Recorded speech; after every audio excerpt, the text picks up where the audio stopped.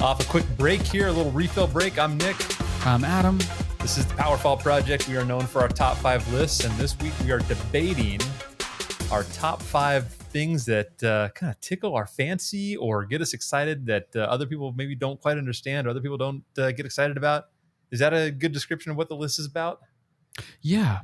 I think dad boners was a good one that Segura threw out on his podcast. You know, when you know him as well as I do, you just call him Segura. Good old Tommy. T-buns. Yeah. Tom Segura, obviously semi-idol and what all that he's got going on. Obviously, we aspire to do things like that. Podcast studio mogul. Right. But yeah, this is really the top 5 things that tickle your fancy. The dad boner episode. We had things, I don't know. How did you come up with your list? My list. First, I mean, what is things that tickle your fancy? What is a dad boner? What is something that could be that's not on your list? Help us out here. Well, I remember the very first thing that they talked about on Tom Segura's podcast about the dad boners. The very first video submission they got for this section was this guy that had his YouTube channel, and he got so excited. He filmed himself as he arrived. Yeah, really, he was overly ecstatic. He's super excited as he arrived. I'm arriving. What's that from? That's Family Guy, the British porn. I'm arriving. Cheerio. Oh man, really highbrow podcast here tonight. But this individual had a dad boner for the fact that he found the intersection on the transcontinental highway where the north met the south and the pavement, met. Yeah. He was so excited. He was doing backflips in the middle of the freeway there. Hey, well, if a dad can do backflips, that's fucking awesome. Well, metaphorical backflips, but yeah. So we wanted to put together a list of just a random stuff that we get excited for, kind of niche. It's very similar to the overrated, underrated podcast we did. Right. It's things like finding 4 corners, right? At Arizona, New Mexico, Utah, and Colorado, right? Like you're standing in all 4 corners. Like nobody really gives a shit, but it's kind of something that's kind of fun, right? That would fit into this kind of category, right? Yeah. Okay. Did I totally steal your thunder? No, I was going to say being on the equator or being on the meridian line or something like that, Right. Things that tickle your fancy that nobody else really gives a shit about, right? Yeah. So to kick things off, how did you go about getting your list? I did solicit questions from my wife. I hit her up with a few things, and she knows my quirks now, so she's able to add a few things to the thought list here. The thought list is about 20 to 30 things long right now. Then after that, I really narrowed it down to like what really fires me up, what gets me kind of giddy, like a kid, like Christmas time. And then I tried to just kind of scatter it around there, make sure I have a good sample and make sure it wasn't all too related, Okay, because I think this, and you text struggling here. Got a little bit of this Trader Joe's scotch in me. So I switched to the Trader Joe's. Fumbling my words. Yeah, I switched to the Pilsner. I first half I did the lager. Is that an endorsement for something? When I'm like, it's getting me a little bit saucy. I've only had one. Yeah. Yeah. So anyway, pick it up at your local Trader Joe's. You want to get hammered on a Monday night. Anyway, should we throw out a couple? Wait, you texted me, and you were like, "Is this more this or that?" What did you text me? I was worried that I was going to miss the mark, like on the episode of the most iconic vehicles. Okay. Where I had like some Mustangs and some Jeeps and whatnot. And you came out of the hot out of the gate with the Millennium Falcon. Right. And I realized my list was subpar right from the get-go.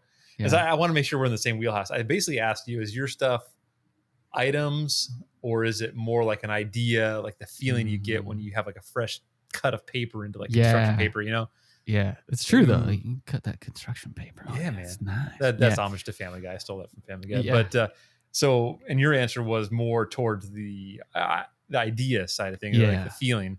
And I think mine are half and half on that. Okay, cool. Should we hammer out a couple of honorable mentions? Because this is kind of an abstract list. It's harder to do, and then we'll rapid fire these things. Yeah. No, let's do that because we're trying a new format where we rapid fire our list and then we go back and debate it. Yeah. I think that's a little more exciting for the listeners and whatnot.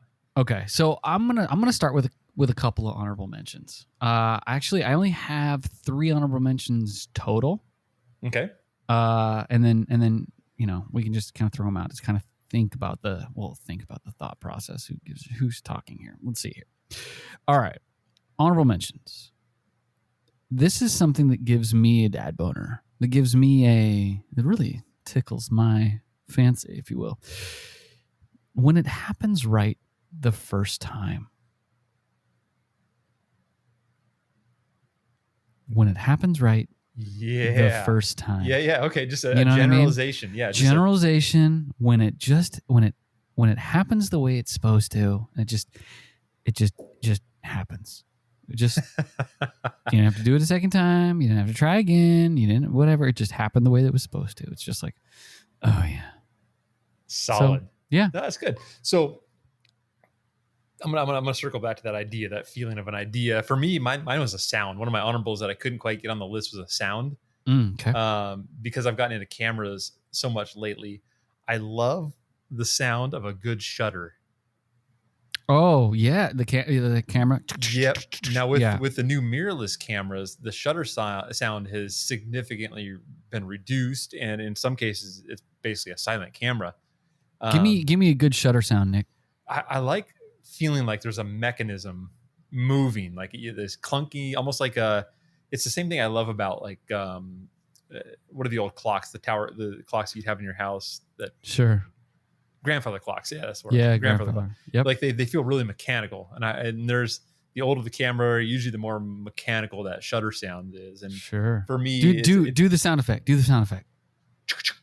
Yeah, that boy. That's a solid shutter sound there. Okay, all right. That specifically was a Canon 5D Mark II. Well, damn. Okay. All right, I got one for you. So an honorable mention for me, one was I just wrote this down as a free one. Right? Okay. Like you're, and this is so dumb, but you're at your local sub sandwich place. And it's not the one that you had on your little punch card. And you saw that the next time you go in, you're getting the free one. Not that. It's the one you didn't know you had. Yeah, right? buddy. Okay. So you go in there, you're like, yep, fully expected to pay my $15 for this sub sandwich. And it's going to be good. Yeah, we want a meal. Of course I do. Do I want extra whatever? Yes, throw it on there. Perfect. Great. And you're checking out, okay, phone number or rewards card or fuck whatever. And they're like, ding, cool, ding, ding, ding. This one's free, sir. And you're like, fuck yeah, it is. Right? That's in the that's in the similar wheelhouse of like an extra scoop. Yeah. But yeah, recently when I was killing some time waiting for Jane, I bellied up to my favorite restaurant, but I've never been to the bar, but I bellied up to the bar this time. Mm-hmm. And it's a whole unique experience. I ordered the same amount of food, blah, blah, blah, whatever. Yep. Ordered a drink, but then because I was bellied up to the bar and I was solo and it was kind of a slower night, the bartender started chatting with me. Next thing I know, I got a sample of this and, hey, you want to try some of this new whiskey? Yeah, sure. Cool. Got a free one of that. And then at the end of the night, after I paid my bill, they gave me a little shot of a liqueur, kind of their house special. It was kind of cool. Yeah, buddy. That's what I'm talking about, man. So that one, that always gives me like, whether it's like, yeah, it's a free one or like, here's an extra, an add-on, like you just said. Oh, so good. For my wife, however, that free one, that surprise free one kind of stresses her out because if she knows she has a free Starbucks, she's got enough points to go to Starbucks to get a free drink, she's not ordering the basic drip coffee. She's like, oh, this is the time where we're getting the extra foam, quad shot, venti, extra Trinity, whatever. And so if she gets there and they're like, oh, this one's free, she'd panic. She'd be like, oh, damn it, I didn't get my value. Because she's like, I normally get a $7 drink, but when it's a free one, I'm trying to hit that $27 drink. Exactly. Yep. Shifty. Yeah. What else you got for an honorable mention? A newer one for me, and I didn't make the list because it's still new. I don't know what the hell I'm talking about with it. Is I just love the smell of cigar smoke. Yeah. And for, obviously the whole experience around cigars, I specifically the smell and whatnot, I just don't know enough about it, and I'm too new into it to make the list. So okay, that's a good one. Yeah, I mean, I used to love the smell of pipe tobacco in the distance on a golf course. Oh, it was just so good. Yeah. So good. Yeah, no, that's a good one. I have one. It's kind of bleeding into one of mine on the list, but mine is when something is well executed. Like there was a thought of how it's going to happen, then the thought of what needs to happen in order for it to happen, and then it's happening, and it just happened correctly. There's just something about something that's well executed that is just totally tickles my fancy, bro. I get excited when I drop something and I'm fumbling it and I catch it, like stuff I shouldn't catch, Oh, yeah. That's a great honorable mention. You bet. I mean, like literally in the shower, the soap will go flying and I'll do some weird behind the back, like single arm, no look grab, and I'll catch the soap. Yeah. You gotta be careful with that when you end up with the tub catching you. Yeah. That's a great way to go ass over tea kettle there. Yeah, dude, but catching something, like you're like, well, like something gets knocked off the counter and you're like, grabbed it, and you're like, got it, don't worry about it. Set it back up on the counter. Yeah, you're right. That's a good one. It's that little stuff that a lot of times no one's there to witness, and you're like, that's why you get overly excited about it. You try to tell the story later, and it doesn't even come close to. Well, because usually you like grab something when you accidentally grab it with like two fingers, and it slips out of your hand. And you're like, shit, I should have taken more care, and then you're like snatched it, and you're like, oh, but see, I got it. So do I really need to take more care next time? Yeah. Should we dive into this list? Yes, dude. Number 5. So let's go kind of rapid fire. No explanations, just kind of back forth. All right. So you want to go first? You want me to go first? Why don't you go first? Okay. Number 5 for me. Is staying up too late to watch stuff that nobody wants to. Number 5 for me, snapback trucker hats. Oh, snapback trucker hats. Number 4 for me is when you put something together or fix something. 4 for me, similar. I like tinkering with gadgets. Okay. Number 3 for me is hitting a golf club pure, but it bonus points with people watching. Number 3 for me, era 2000, a fully tuned 125 two-stroke race bike running at wide open. Mm-hmm. Number 2 for me is zero responsibilities. 2 for me, lightning storms and windstorms, specifically at night. Oh, okay. Number 1 for me is when a joke lands with other people and they're laughing and my wife is rolling her eyes out of her skull. I love that. Number 1 for me, road trips. Oh, yeah. Okay.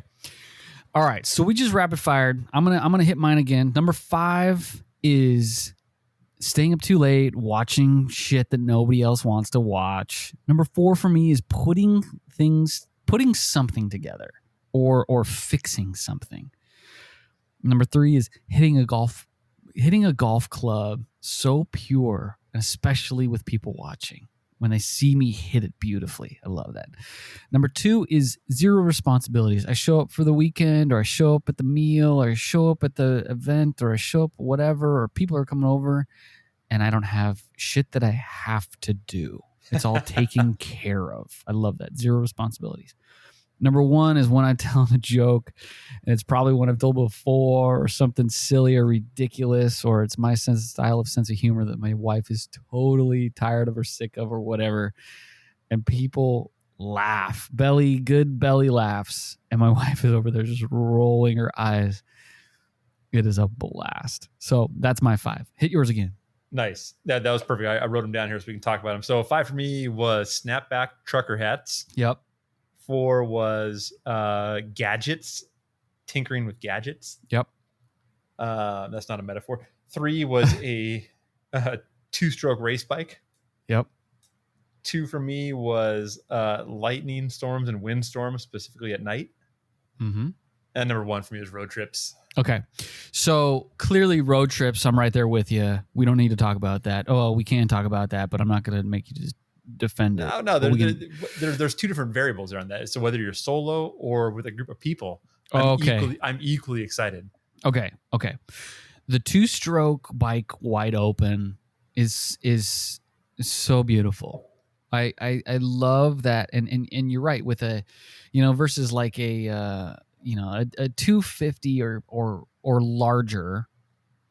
You said the 125, right? Yeah, the new 4-stroke bikes, they have more of a torquey engine. They're versus real versus that almost like a Ferrari, like an F1, that's the different sound. They're revving at much higher RPMs, and the sound of when you're opening it up and when you it gives that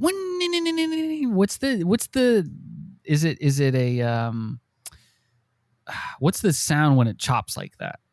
Well, they're made to run basically wide open and nothing else, because there's really no power for the first 3/4 of the power band there, but they're made to run fully wide open. So you're just getting a really short piston throw. You're usually high compression under race gas, and just the sound of that ripping through the dirt, it just gets me excited. Like I don't care who, if there's someone who knows how to ride it, it just gets me excited, man. Yeah, no, that's a good one. Okay. All right. So I'm with you with the 2-stroke. Road trips. I get so excited about a road trip. I get, and you and I would probably get excited about a road trip for different reasons, right? I mean, like you're probably very much so in your preparation, where you're going to stop, those kinds of things. I think about motorcycle rides a little bit more in your sense of the world. I'm definitely thinking way more farther ahead, probably on a motorcycle road trip than I am on a car road trip. At least a car, you kind of got a built-in house if you need to. Whereas a motorcycle, you have to have shelter. You have to have other stuff to get there. Yeah. Right. So you have to have your okay, worst case scenario, not worst case scenario, but you're like, we need to probably get to here. However, aspirational goal, we could potentially get here, and you have to have that kind of like that window built in. Right. And right. With a car, it's a little bit different, but then the makeup of, are we having tunes? We having snacks? We having, is there stuff on the way that we're stopping and snapping pics of, or taking it all in, all that kind of stuff. And it totally depends on where you're going and what the makeup of the group is and all that. So all those things play in, which add fun variables. Yeah. You agree? Mm-hmm. And if I'm going solo, I love getting up before the sun rises, and I love like getting that coffee. I love getting like a good at least an hour of driving in before the sun comes up, because when that first light hits, man, I love that. Oh my gosh, that's so true, so true. I've been on a handful of road trips by myself. I went from Florida to Washington with my truck, and I went the southern route. Oh yeah, and went Florida through Texas, through Southern California, and then up. And I got to tell you, one of my favorite places on earth was Western Texas in January, in the early morning as the sun was rising. Like I was on the road before the sun was up, and going through West Texas in that desert tundra when it was 11 degrees out. Yeah, and seeing that frosted over, and then like the purpleness of the sky and the different colors in the fields, and I mean it was breathtaking. So crisp cold air, some hot coffee. Yes, dude. Yes, I love it. I love road trips, man. I love everything about it. If you got a group of people too, it's a whole different thing. You got your road trip snacks, you got your games you play, you got you got any games you play? I mean, you always play the license plate game. It's kind of boring, but what are some good road trip games here? When you have less cars out there, you try to play the game like if you can guess the make and model. Like if you can hit the make each time, you're like Chevy, Honda, Ford, judging by the headlights Ford, as they come Ford, on, GMC. That's always kind of fun. Yeah. No, other than that, it's just good conversation, good jams, good tunes. Taking turns driving. Yeah. Yeah. I always hit up the books. I love doing a bunch of books when I'm driving too. It's a good way to get into that. All right. I was going to ask you. Go ahead. I was going to ask you about the golf swing there. So what? Okay. That's the thing that's I got a tough time with golf because I've only connected with a golf ball really good where I'm actually proud, where my wife was proud, maybe a handful of times. Mm-hmm. But for me, the ratio of good to bad is astronomical. It's like 99 to 1. Yeah. So think about it this way. Okay. I think everybody's gone bowling. Yep. Right. Yep. Okay. So you go bowling, right? And you know when you bowled it well and it got a strike, right? You also know when you bowled it well and you didn't get a strike. Right? Yeah, it bounces off the bumpers and everything, all weird. Yeah.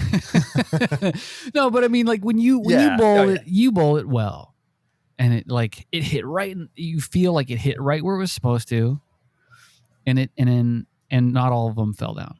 Right. Real quick side note: bowling's one of those things that if you're with a girl or a group of girls or a group of friends, there's more downside than there is upside. No one's expecting you to be a really good bowler. Oh yeah. But if you're terrible, then like everyone's like, what? Yeah, you always bowl worse when you're bowling with girls, for sure. Of course. Yeah, like way to sink the team there, Nick. Yeah, of course. And who gives a shit? And if somebody calls you out on that, you're like, all right, dude, you get to buy a bucket. There's more downside than there is upside. No one's like, wow, you bowl a right 300. If you bowl really well, they're like, you bowl a lot, don't you? That's nerd alert. Nerd alert. You bowl a lot, right? The key to bowling with girls is to break 100. Yeah. All you got to do is break 100, and you're fine. If you don't break 100, you're kind of like, what are you doing? Anyway. If you don't beat them, yeah. Yeah, right, exactly. So anyway, to my analogy, okay? So when you bowl, I got to remember where I'm going with this, right? Your question was about a golf swing. My number 3. What was the ratio of frustrating to that feels good. Right. So if you bowl, right? And you roll it, and you're not a bowler, right? You don't know anything about bowling. Who gives a shit, right? If you bowl it correctly and you feel good and it looked good and it tracks good and you're like, that's going to be a strike. Oh, it knocked down 9, right? You're like, that sucked. The result wasn't good. It wasn't what I hoped it was going to be, right? Okay? You can feel that way. When you bowl a crappy one and you're like, oh, dang it, that's going to be a bad one, and then somehow it's a strike, you know that same feeling? Oh yeah. Right? Oh yeah. You're like, I totally screwed up and somehow I got a strike, right? Right? Bowling in that sense is the opposite of golf. So very rarely, if ever, will you hit a golf ball terribly and then feel good about it. Right? Bowling, though, you'll throw a bad one and sometimes you'll get rewarded. Yeah, bigger margin for success. Yeah. Right, exactly. So in my opinion with the golf club and a golf ball is I know immediately before looking up if it's going to be a good shot or not because of how it feels. And so when you swing, when you get a good swing, when you've practiced and my buddy Mark, who's an exceptional golfer, talks about it in the slot, right? So you're just in the slot. It's in the groove. You are hitting it correctly. You are swinging correctly. The timing is perfect, and you can feel it because all of the mechanics are all going at the same time. The tempo's great, and then it feels so good. It feels how it's supposed to. And when you do that, you know the result is going to be good. And so when you hit that and you know the result's going to be good and you've got a couple of people watching, you're like, I know that's going to be good. I can look up and enjoy this. And the people behind me that are watching this are going to be like, oh, good shot. It's like and he still has a cigar in his mouth. Right. It's a good way to be able to enjoy that. So, yeah, man. That's a flex if you can swing and a good hit and still have the cigar in your mouth. Still have the cigar? Yeah, man. Yeah. Is that a golf flex? Yeah, man. I was totally nerding out about a golf swing earlier this week. I was talking to my cousin about it, or my nephew, and I was talking about like I have like really stiff hips. I don't really move all that well in my hips, and if you think about a golf swing like a trebuchet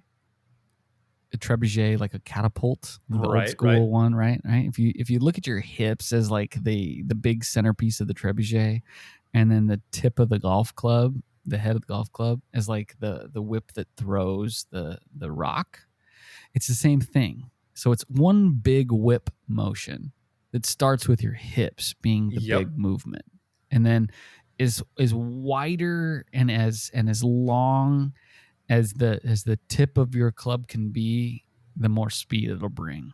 So if your hips aren't super flexible and can't move all that well, then your overall speed is going to be lacking. So anyway, totally nerded out. Rotational. I was going to go even nerdier on that. Rotational sports. Yeah, we came from a rotational heavy gym that I used to coach at, meaning that we definitely trained for aesthetics, but we wanted function too. And it was funny. We'd go to these seminars and we'd have these big 100 people group workouts where they're teaching us some new stuff, kind of running us through some stuff. And it was shocking how many trainers can't rotate.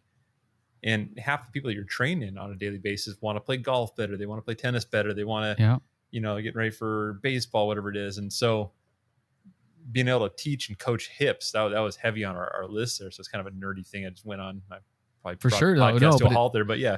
No. It makes sense. It's the same as punching, you're torquing your hips and yeah.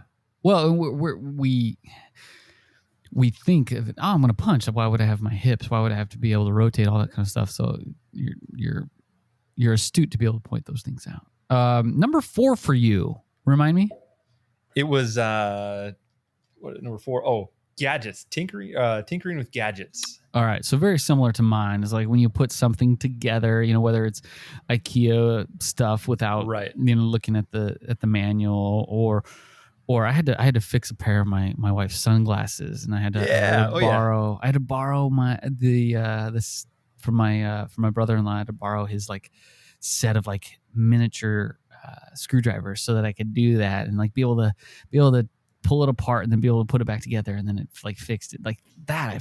I love. So to your point, like tinkering with gadgets, making stuff work, fixing things, it's all kind of the same thing. So it's funny that we put that all together at 4. I grouped it into a category called tinkering because, whether it's, switching out cameras, getting a camera ready for more photo work versus video work or vice versa, or, disassembling and cleaning your firearm or whatever it is. I love tinkering with stuff. And so, we grew up tinkering with, go-karts, and with dirt bikes, and then, all kinds of stuff. There's always something. I love tinkering with stuff. I love toys and gadgets. Now, do you love tinkering with trucker hats? Oh, trucker hats was my number 5. Yeah, number 5 for me. Yeah. I get excited. That's the first thing that I look at when there's a company that I enjoy, a brand that I like. I go to their website. The first thing I look at is, do they have trucker hats or no? Oh, this company sucks, Trucker hats for me, they kind of make me feel like a kid still. Now, do you like the big foamy fronts, or do you like kind of a stiffer, firm cloth, whatever? Yes, with because it's really all about the mesh in the back, right? It's all about the mesh in the back for airflow. Now, I used to not care about the front, but since we moved to Vegas, I realized the foam doesn't breathe at all, and in fact, it works against you. So I'm a guy that sweats profusely. So I've gone to more of the synthetic front, where it's cloth or a hybrid of something. Yeah. Talk more about your sweating. Yeah. I sweat obnoxiously. Okay. All right. Do you have any favorite trucker hats right now? Let's see here. I'm wearing a freebie from Hardin, which is a local cannabis and CBD supplier here that we did some work with there. Drugs. Got it. Drugs are bad. Drugs are bad. Okay. I don't. And I've nerded out so much to the point where I've even ordered some unbranded trucker hats from Amazon. Whoa. Yeah, so I've got a basic all black one that's unbranded. I like simplicity. I don't like repping brands unless I really like it. Like I think it's cool that everyone likes Nike, but because everyone likes Nike, that's why I don't wear a lot of Nike. I'm like, I don't want to be that guy. I don't want to, got it. Because the second I get something so Nike, alternative. Well, the second I get something Nike, then everyone's gonna be like, well, why don't you get the limited edition one? Why don't you get this one? That one's just kind of the one you get at Target. Okay. So yeah. No. I get you. It's the same thing with celebrities. I'd get more excited meeting Steve Rinella than I would Tom Cruise. Yeah, well, because Tom Cruise sucks. Well, no, I like that. I like stuff that I like. And so for a brand, for me, I like clean, simple, white shirt, black pants, whatever it is. And for me, I like even unbranded hat. I got literally half a dozen hats that I ordered recently from Amazon that are all unbranded. One has the white mesh with a black hat, and one's all black, one's all white. So whatever the occasion is, we're gonna have to get you a PowerFall project. Oh, that's gonna be the first one we make, of course. Trucker hat. Yeah, I'm gonna make that happen. So going on. I know a guy. I'm 37 and a half, and I love to wear hats still. It makes me feel like I'm 20 again. I'm a kid. All right. I like it. Okay, so we talked about road trips, which was your number one. Yes. Number two was what again? Number two for me was, I didn't put this as number one because I didn't want to totally be a Tom Segura rider. He gets excited about lightning storms. Oh, right. Yeah, that's his self-proclaimed dad boner thing that he gets excited about, and I truly do enjoy him. And I can defend my answer. I'm not just copying him because I like it because it makes me feel small. I like now this is different. This is different than getting out of the shower and seeing the mother-in-law, right? This is by all means, check out the podcast part, right? This is not going to be on the YouTube. So check out the podcast part where Nick talks about getting revealing super small himself to his mother-in-law in front of his mother-in-law. Got it. Okay, go ahead. About different types of thunderstorms. I guess small. a better adjective would be insignificant. Oh, okay. It's the same kind of feeling. No, I think that's probably the same thing. Impactful. Is that the word I always use? I want to leave an impactful memory on my mother-in-law. That's good. But yeah, no, it's the same feeling you get when you look up at a bright, starry night, and you're like, yeah, I do that often. Well, you got the Griffith Observatory in your backyard. Of course you do. But I love giving you a hard time. Here's what blew my mind about the night stars. When someone told me that you could be looking at a star that burned out 100,000 years ago and the light's now finally reaching you, that blew my mind. I felt like, oh my God, nothing that we're doing here matters. Yeah, all kidding aside, I mean, the thought of space and looking up and seeing the sky and all that, I mean, are you kidding me? It's so cool. Yeah, it's astronomical. And then astronomical? I mean, it literally is. It's astronomical. Yeah, lightning recently, because, we're in a monsoon season here in Vegas, and we've had a lot of cool lightning storms lately. Are you getting the lightning that scatters across the sky, or is it hitting the ground, or what's going on? It's hit the ground. It's real jagged lightning.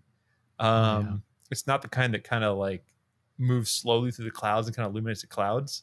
Yeah. I think Florida kind of gets a mix of both. Yeah, that's the opposite, right? So that's like the Tampa Bay area. It's the just heat it just crackles lightning across the sky versus hitting the ground. But I like windstorms too at night. Like windstorms in a valley where, you can see across a valley, you can feel this thing that you can't see. And I know my Nick, he does, as long as he's not surrounded by enormous trees. Yeah, the windstorm's fun. That's why I moved to the desert, man. Right?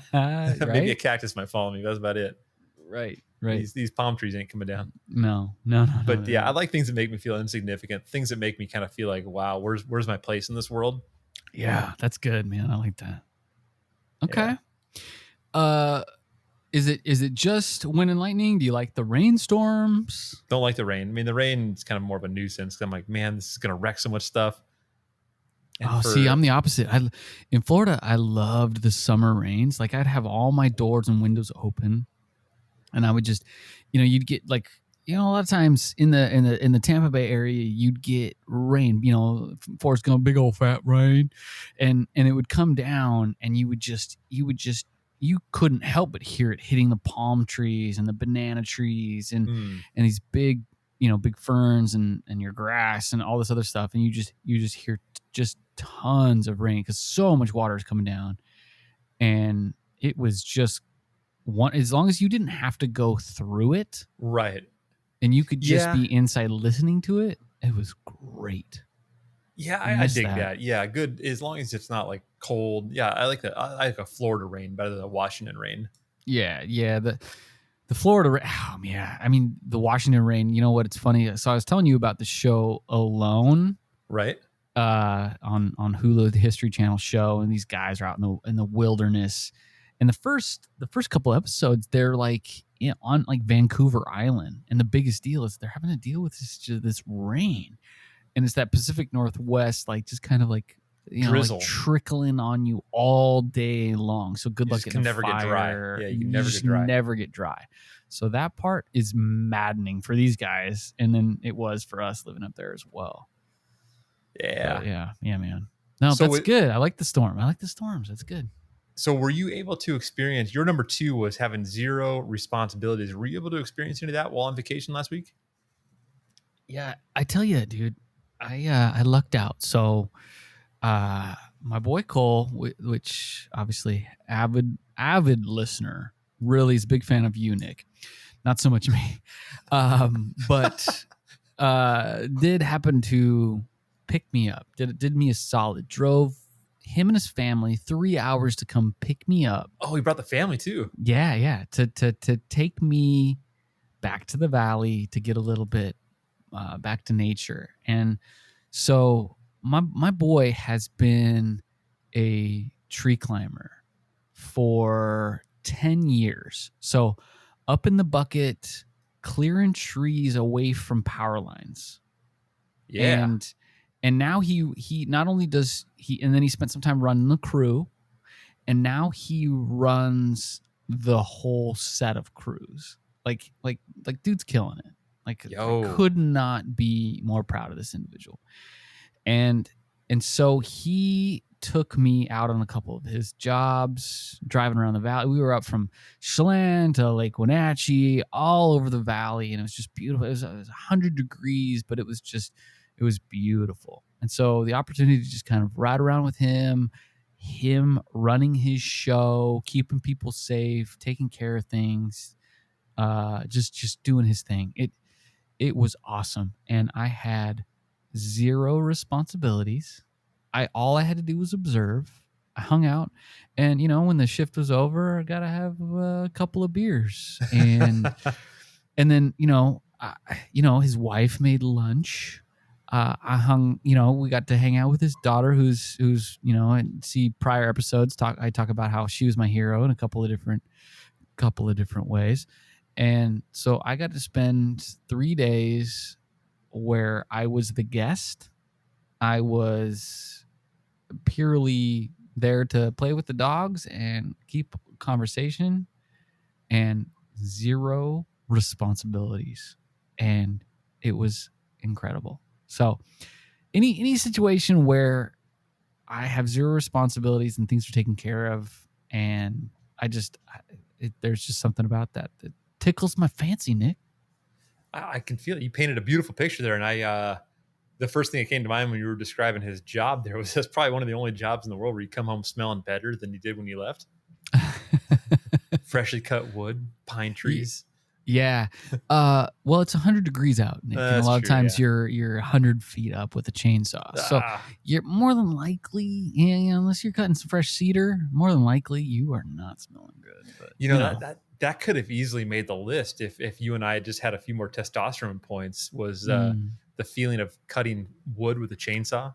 Oh, dude, there's something about that is just magical.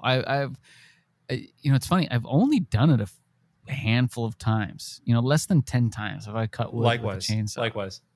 I would say another one is cutting steel with a blowtorch or like welding. Oh yeah. That's pretty gratifying. Cool. I didn't bring that one up either. That's that pretty gratifying. Yeah. Same thing. Working like an angle grinder is pretty fun too. Yeah. Yeah. Yeah. Ooh. Yeah. Right, along that line, as long as we're Tim Allen, this one, I haven't held a dirt bike wide open all that often. I grew up riding dirt bikes. Now you said one of yours, I think was number 3. That was number 3 for me. It was high. It was pretty high on my list. Yeah. Yeah. Was the sound of a 2-stroke wide open. Now I've ridden a few 2-strokes in my life, but holding a dirt bike wide open is pretty exhilarating in itself. Let alone the sound of a 2-stroke just screaming at you. Yeah, the appeal of it is the 125s are kind of underpowered for most big tracks. Especially if you got a little sand in there, where it's a little soft. So the idea is you're riding something that's almost like underpowered. And it's kind of like when you're riding go-karts at like a really easy track, you're trying to find just little fractions of a way to make up, a tenth of a second on the lap times, Right, because your foot's down on those go-karts. Yeah, you're never letting up. If you got a track where you don't have to brake or anything like that, you're just trying to find that extra little bit. And the same thing goes with the bikes too. So there's a whole lot of respect to be able to ride a bike fast, but then to be able to hold it wide open where everyone else is going like 3/4 throttle, and to hold it through the corner, and when those things are wide open, they start banging gears too. That's a beautiful sound. I'll send you some YouTube clips because there's a whole wheelhouse a whole genre you can go down there. I like it. it. Then you combine that with the race gas, the cojones it takes to ride it that fast, the sound. It gets me fired up, man. It gives me that dad boner. Yeah, buddy. I like it. Truly the it's funny. The biggest risks I've taken on a motorcycle have been on a street bike, which is probably dumber. But it gives me a similar rush, right? Like when you're pulling wide open and you're getting in front of another car, you're doing what you need to do. Or in my case, it was in Minnesota on I-90. I hit 130 miles an hour on which bike? On my concourse. Oh, yeah. And it was fully loaded for our road trip, right? A 17-day road trip. So it was fully loaded. I had a top box on the back, and getting up that fast was incredible. And then the rookie mistake that I made, the scary part, was coming off the throttle too fast. Yep, I knew exactly what you were gonna say. Oh my God, it gave me the speed wobbles in the worst way. Because when you come off, I mean, you know this, but listener Cole has no idea, so I got to explain it to him. No, when you're coming off, you're full throttle going 130 miles an hour, and then when you come off that, and it's so easy to come off it on the throttle, right? Because you're just you're gearing back up forward. Instead of easing, it's way harder to ease back on the throttle. It's essentially like putting on the back brake. Right, so when you're going 130 and you ease off the throttle, you're essentially like putting on the back brake of a 2-wheel on your back brake and on your back tire, and so it damn near skids, and I fucking speed wobbled like crazy, and my nuts just came right up into my throat, and I lost all the toughness I had in order to go, 130, and it humbled me a bit. And I was able to, obviously, you just relax in the shoulders and then just absorb it, and you're fine. But at the same time, it was not the easiest thing to go through right then. Yeah, the only thing that'll save you there is getting back on the gas. Yeah. Yeah, exactly. Yeah, I got a whole big part of me is like respecting everything about street bike riding, because it's terrifying to ride on the street. I've ridden on the street probably 50 times. I mean, it's not a lot. I've never owned a bike, but we were always, because I worked at the dealership, I was able to take home bikes, and sometimes we take them out for the weekends and go on group rides and whatnot. Yeah. And then I've done one track day at Pacific Raceway. But I got a whole new respect for that. It's terrifying to Is Pacific Raceway the old SIR? Yeah. Okay. Yeah. What did you really like? I mean, you got a chance to take a few home. Were there some favorites? I definitely kind of in the same idea of why I like the 125, because you have to rev it quite a bit. I like the 600s. Yeah, they're fun. You got to kind of keep them higher on the RPMs. That's where the power is at. Now, yep. I did ride and shoot, they can still go 150 miles an hour. Yeah. Oh yeah. Yeah. And the only difference is that, the 900s and the 1000s get there quicker. Yep. I'm trying to think what I like the most. I definitely more of a crossover guy, because I don't need to go fast. I would definitely like a GS or something like that. But the BMW GS. Have you owned a sport bike, or has it been always like touring? The only street bike that I've owned is the Concourse. Okay. Yeah. Is the Kawasaki. It's basically a what is it? The ZG 1400. Right. Engine, but it's just propped up more standard, so you're not like hunched over. Yeah. But so you're right. Yeah. So I guess my follow-up question is kind of irrelevant. I was going to ask if you ever got a knee down. No, I've gotten. I don't get a knee down in that bike, please. Yeah, no. It's what's funny is it like it. Other than the time when I laid it down and it dropped me, I have been close a couple times on the Pacific Coast Highway, but that's not quite a knee down. No. I got a knee down, but at the same time, like 3 seconds after I realized how cool it was, then all the wind was taken out of my sail. Oh no! Turn one at Pacific after you go through the chicane. There's a big sweeping left-hander. It's a really fast left-hander, and I'd never done a track day. I'd never gone over 100 on a sport bike until that day. Yeah, and I did, in my third session, get a knee down going through that corner, but then I realized I was being passed on the outside. Oh fuck! On the outside, right? Yeah, of course. I'm going through the corner and probably, I don't know what gear I was probably doing, about 80 miles an hour. I got a knee down, but I was getting passed on the outside, not just like kind of crawling by me, but kind of startled me. He came by me so fast. So like my moment of like glory was like taken away half a second later. You're like, look at me putting my knee. Oh, there's levels to this game, clearly. Shit, he's way better. Yeah. What are you gonna do? Well, I was going to ask you about staying up late. What? Give me. What's that look like? I mean, give me. Dude, I don't know what my problem is with this. This is a me thing, Nick. This is a problem. You're in good company here. Share it out. Yeah, I don't like giving up on the day. I don't like giving up on the day. I know that feeling. Right? So I have a tendency to stay up way too late, and often it's because I really enjoy watching. Right. So like I've mentioned before on this podcast that I'm dyslexic, and like I love stories. I love learning. I love all that kind of stuff. But it's difficult for me to sit and read something, which seems to be incredibly socially acceptable. Right. If I stayed up and read for hours, people would be like, man, he's just trying to make himself better. He's just reading. He just reads so much. It's so good. But like I read at like a third. No, I don't read at a third grade level. I probably read at an 8th grade level, and it's difficult for me.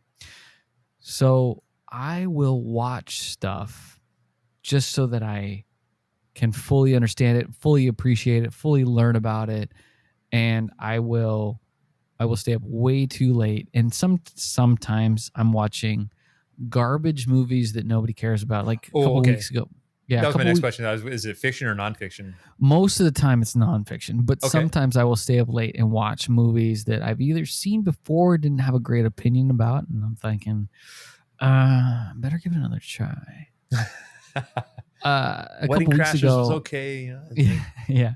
It won't be those. It won't be the movies that are like I love, the ones that I've seen a million times. I won't watch those. I won't stay up way late watching those. I'll put those on in the background while I'm like vacuuming or something, right? But I'll watch something like I watched what is it? Battlefield Earth, the terrible movie with John Travolta. Now, right. nobody in their right mind wants to watch that movie. But I'd only seen the first third of it, realized that it was terrible, turned it off, and read all the reviews. I know that it's terrible. Everybody has hated it. At the same time, I hadn't seen the whole thing. So I'm like, yeah, it's 2 a.m. Nobody else will be bothered by this. I'll put it on and I'll watch it. Sure, I'll watch that. But most of the time it's like I will binge the hell out of Meat Eater by Steve Rinella, or I'm watching this new Alone show, or I'm watching some sort of like reality show on these guys that cut down trees and then harvest the lumber and all that kind of stuff, or Deadliest Catch, or stuff like that. Or it's and it doesn't have to be nonfiction. I will watch other stuff. It's like it's 1 a.m. My wife's already gone to bed, and well, when else am I going to get to watch The Irishman? Better watch four yeah, hours of this good. movie. Long, right? Way too long, but it was good. Yeah. So I don't know if that answered your question, but no, that's interesting. Yeah, I resonate with you when you say you don't want the day to end. I get that, and that's admittedly that's one of the reasons why I love that end of the day drink. Because I'm like, I just want to stay up a little bit longer and kind of enjoy and celebrate. We made another day, and I'm like, I'm not ready to pack it in. Yeah. As soon as I pack it in, then yes, I love sleep, but that means we're on to the next day. Yeah. But yeah, I've never been a big binge watcher on. Well, that's not true. Lately, I'm not doing a lot of the nonfiction stuff. A lot of the stuff, or I'm watching more documentaries nowadays. I used to, watch like Entourage back in the day, or I used to watch, a handful of series, but I haven't got into the new series lately. I don't know what it is. I'm not a Game of Thrones guy. I'm not a Breaking Bad guy. Well, Game of Thrones is good. Breaking Bad is good. I find that I get okay, to that point. So we watch a lot of shows, and I say we because you have to watch shows that you both like, right? Like when you're married, and there's one, I think my folks will watch the shows that they like together, and then they will divide off and go into other rooms and watch the shows that they want. And maybe that's why you just got a a maturity game, right? That's maybe the maturity of the game. But like there's a finite amount of time. Excuse me. There's a finite amount of time that you have. Wow. Bless you. Excuse me. Finite amount of time that you get to watch shows together. And so a lot of times you're watching shows that work out for the both of you.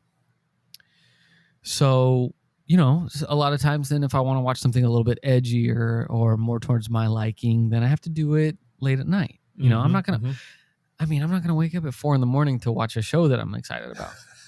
You know what I mean? So I'll end up, punishing myself by staying up late and watching it. So, because it's more of a, what is it? A guilty pleasure, then I'll watch it later on. So, yeah, man. Yeah, no, that's good. Yeah, we have a hard time finding stuff to watch together too, and it's a lot of times what we've landed on is like Jane likes murder documentaries. Like there's a series on YouTube where this gal puts together recaps of murders and unsolved mysteries and whatnot, and she does it in a pretty good job and keeps it to about 45 minutes to an hour. Yeah. So we'll watch those together, but I have to watch all my nerdy stuff by myself. Yep. And I commend you though for revisiting questionable movies, because for me, like when I'm worried about the day ending and I'm like, I don't want to pack it in yet, I don't want to waste the last couple hours on something that's not certain. So I'll go the complete opposite. If I'm like, okay, I got an hour left, guess I'm watching Meat Eater. Yeah. I'm not risking it on a movie that it's got questionable reviews. Yeah, that's a good question. So like or a good point. So when my boy Kurt and I were living together, we would watch something new, and then we would lock on something like The Dark Knight, and probably watch that once a week. You know what I mean? So like, especially, okay, so we, and this is back in the Red Box days, right? You go and get your your groceries or whatever. And then you check out from the red box and you're like, okay, what's new? Okay, cool. All right, let me take this home. It's new. It's got this person and this person in it. It's directed by this. You know, it should be good. You give it a try, and it's like, yeah, that was good. But it, it wasn't a home run. And then you're like, well, shit, I got to go to bed in like 2 hours. We better go to bed with a fucking home run. So let's throw on The Dark Knight, or let's throw on Snatch, or let's throw on Dumb and Dumber, or let's throw on something that's going to be fucking awesome. So I'm with you on that too. But, that's not in that. That's not in that. I'm staying up way too late to watch with nobody. What's your stay up late snacks? Dude. So we've talked about this. We've talked about how I don't buy a ton of snacks because I will eat them all. Right. And my wife is have every snack under the sun because she may want it sometime. Kind of thinking. And so I will hammer down on something that has been in the house for too long. That's probably like, listen, questionable. Next week we got to throw this thing out. So I'm just going to eat it all. So it goes down that road. Love it. Yeah, I love it. Yeah. I eat salty crunchy all day. I'm not a big sweet guy. So chips, I'll murder a whole can of Pringles, I'll go some popcorn, whatever. I love that. So yeah, this is a very similar podcast, but definitely different answers than our underrated episode. That's one. If you guys haven't listened to that, definitely check that out. Yeah, and also similar to guilty pleasures. Like this was kind of our guilty pleasures, but it's set in a different setting. Yeah. All right. So what's up for next week? Next week, I wrote it down here. We are talking about the top 5 biggest scams or ripoffs. We're kind of leaving this open-ended. There's some big scams that have rocked the world, been headline media, or there's some simple stuff that you might run into at the local 7-Eleven that's a ripoff. So, yeah, and the fun part about this too is like we've worked in different fields, so we can do some historical ones that have made maybe documentaries about. And then we can do some ones that maybe hit a little closer to home, or maybe we have some inside baseball on, So the top 5 biggest scams or ripoffs. This could be an educational one too, so I'm looking forward to it. Yeah, man. For next week, that's what we're going to do. Another one in the books, the PowerFall Project. He's Nick. I'm Adam. Thank you for listening. Peace. Later.